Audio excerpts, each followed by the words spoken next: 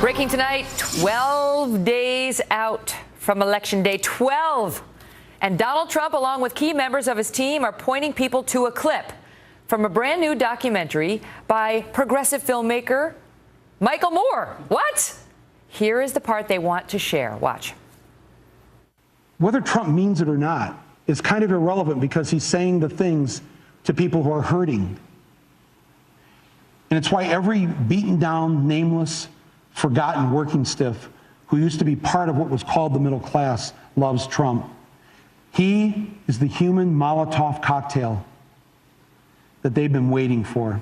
They've essentially lost everything they had, except one thing. The one thing that doesn't cost them a cent and is guaranteed to them by the American Constitution, the right to vote. But the story does not end there. In moments, we will speak with Michael Moore.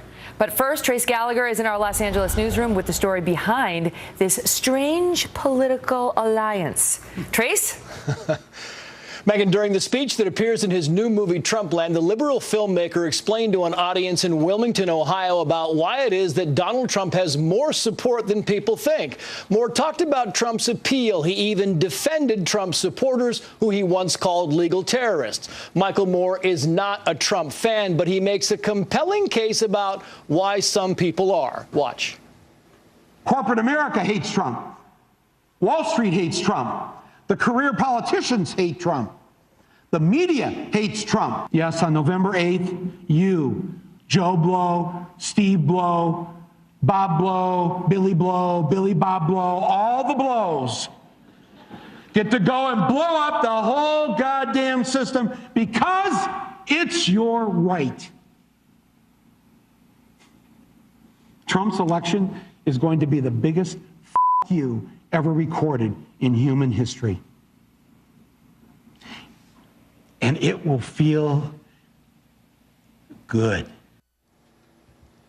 The video has gone viral among Trump supporters, with both Donald Trump and Donald Jr. applauding it. Trump Sr. writing, quote, "I agree, Michael Moore, to all Americans, I see you and I hear you. I am your voice. Vote to drain the swamp with me on November 8th. Political experts say it appears the filmmaker is genuine in his warning that voters who are currently or formerly in the middle class have been forgotten, and that for them a vote for Trump would be the ultimate FU. But this apparent ode to Trump is without context, as Michael Moore himself points out on Twitter, quoting, "Hey everyone, Trump Jr. and the right wing thinks my movie called Trumpland is pro-Trump. Ha ha. Please don't tell them otherwise. Righties have doctored clip from my film to make it look pro-Trump. 7.9 million views, sending millions to iTunes. Trumpland #1. For the record, the viral clip wasn't doctored. It simply left off this part. Watch." Like the Brits, who wanted to send a message, so they voted to leave Europe, only to find out that if you vote to leave Europe, you actually have to leave Europe. And now they regret it. All the Ohioans, Pennsylvanians, Michiganders, and Wisconsinites of Middle England, right? They all voted to leave, and now they regret it. No question with this trolling, Michael Moore ginned up support for his film. Big question whether he also ginned up support for Trump. Megyn. Trace, thank you. Joining us now, the man behind Michael Moore in Trumpland, documentary filmmaker and best-selling author Michael Moore. Michael, great to see you again. Thanks for having me on. So the real zinger at the end of this clip is you say that everybody, when they vote for Trump, they're going to find out after a few months in office that President Trump wasn't going to do a damn thing for them. It will be too late to do anything about it. You've done it. You've sent the message. Good night, America. You've just elected the last president of the United States. What does that mean? That means that, well, first of all, when I said doctor, they cut me off right after I said, oh, and it'll feel good after you vote for him. Mm-hmm. And then the next line is for a day, maybe a week.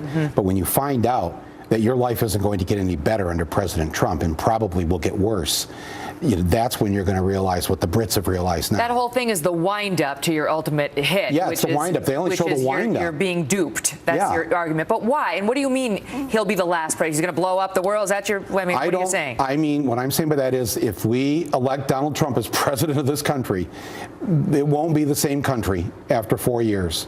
I'm absolutely convinced of that. This is the most vile, disgusting candidate that has ever run for office in this country. How can you say that when you understand the white working class? You've appealed to them time and time again. Yeah. You understand, and you outline perfectly why they're attracted to him.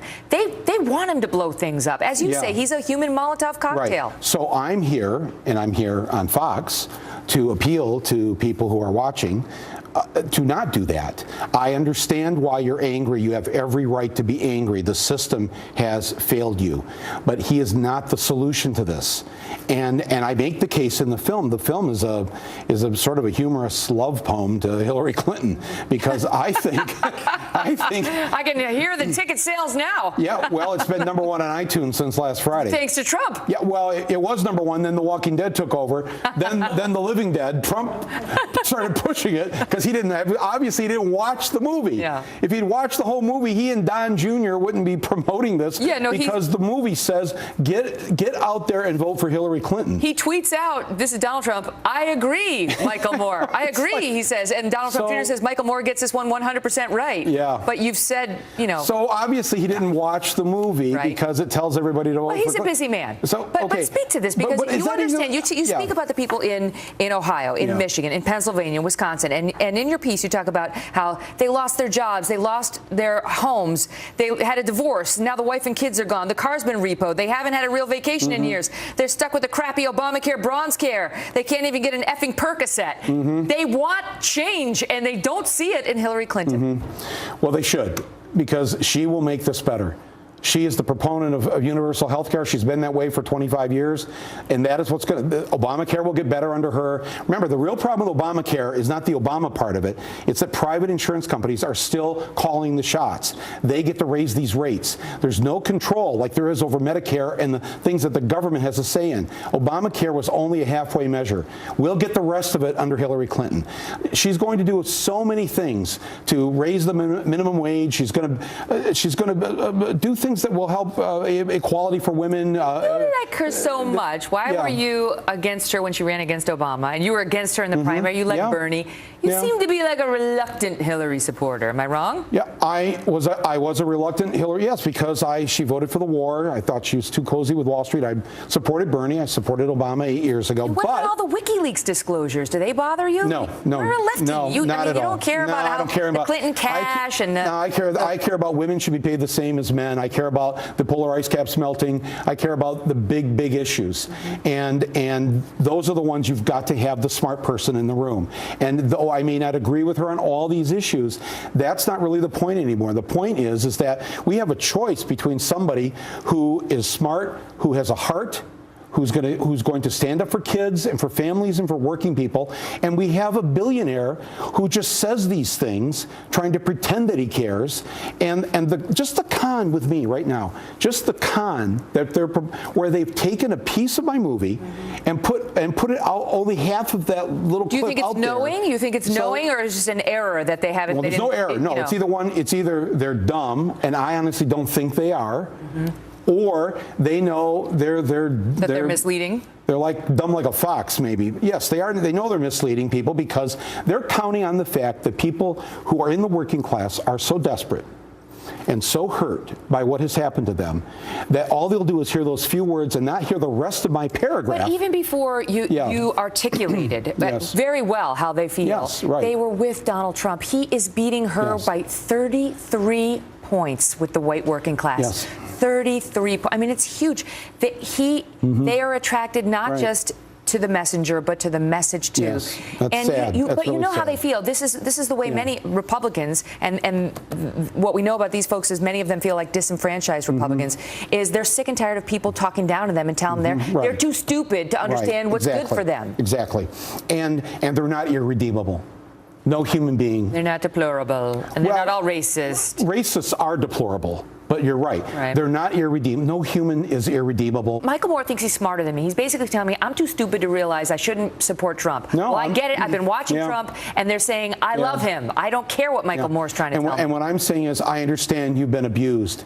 And I'm here in Ohio to conduct an intervention to basically to say that sometimes abused people have a hard time making up their minds and making the right decision because of the abuse and the attack on the working class has been so intense over the last couple of decades that I understand why there's a lot of confusion here. And Trump is a huge ball of confusion in this. And it seems like he's going to be your human hand grenade that you're going to get to toss in there. When Trace pointed out there about the legal terrorists, it's that actually what I had said is that there is a legal way on November 8th to do what Trump says he's going to do, blow up the system. You can participate in that by going in there and handing the hand grenade to Donald Trump.